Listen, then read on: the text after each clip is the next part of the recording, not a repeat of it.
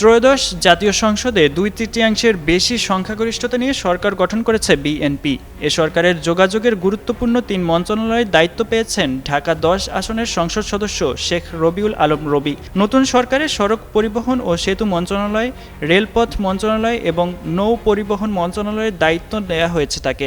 শেখ রবিউল আলম বিএনপির জাতীয় নির্বাহী কমিটির সদস্য ও ঢাকা মহানগর দক্ষিণ বিএনপির যুগ্ম সাধারণ সম্পাদক। ধানমন্ডি থানা বিএনপির সভাপতিও তিনি। নথি অনুযায়ী শেখ রবিউল আলমের জন্ম 1971 সালের 6 অক্টোবর। তিনি একজন ব্যবসায়ী। তিনি সদ্য অনুষ্ঠিত ত্রয়োদশ জাতীয় সংসদ নির্বাচনে ঢাকা 10 আসন থেকে বিএনপির প্রার্থী হিসেবে প্রতিদ্বন্দ্বিতা করেন। নির্বাচনে শেখ রবিউল আলম 80,436 ভোট পান, আর তার নিকটতম প্রতিদ্বন্দ্বী জামায়াতে ইসলামীর প্রার্থী মোহাম্মদ জসিম উদ্দিন পান 77,136 ভোট। তার স্থায়ী ঠিকানা বাগেরহাট হলেও বর্তমানে তিনি ঢাকার হাতিরপুলে বসবাস করছেন। শেখ রবিউলের দাখিল করা সরকারি নির্বাচনী হলফনামা অনুযায়ী তিনি স্নাতকোত্তর ডিগ্রি অর্জন করেছেন। ভবিষ্যৎ হোক নিরাপদ, বিনিয়োগ হোক বিশ্বস্ত, আর আমার পছন্দ সল্ট বে। ওয়েলকাম টু সল্ট বে। বর্তমানে শেখ রবিউলের বিরুদ্ধে 7টি ফৌজদারি মামলা চলমান রয়েছে।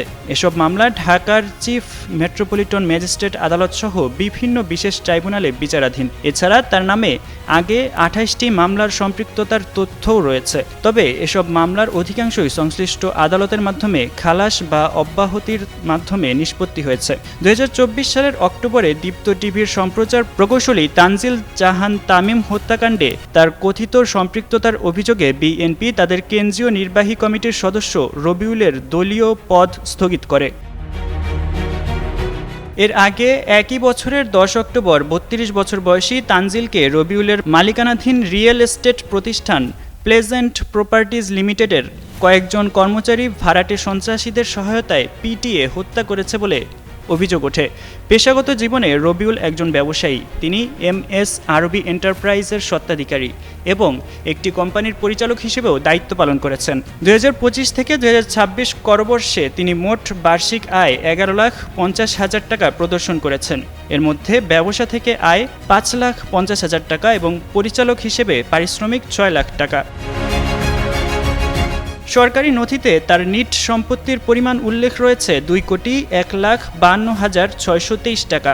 তার আর্থিক সম্পদের তালিকায় স্থাবর ও অস্থাবর উভয় সম্পত্তি অন্তর্ভুক্ত।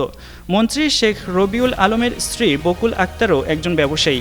তার বার্ষিক আয় 10,73,395 টাকা এবং নিট সম্পদের পরিমাণ 1,07,20,795 টাকা। তাদের 2 সন্তান রয়েছে, এক ছেলে শেখ রাকিবুল আলম এবং এক মেয়ে রিফা তাশফিয়া। দুজনই বর্তমানে শিক্ষার্থী। সাব্বির হোসেন সাকিব, যুগান্তর নিউজ।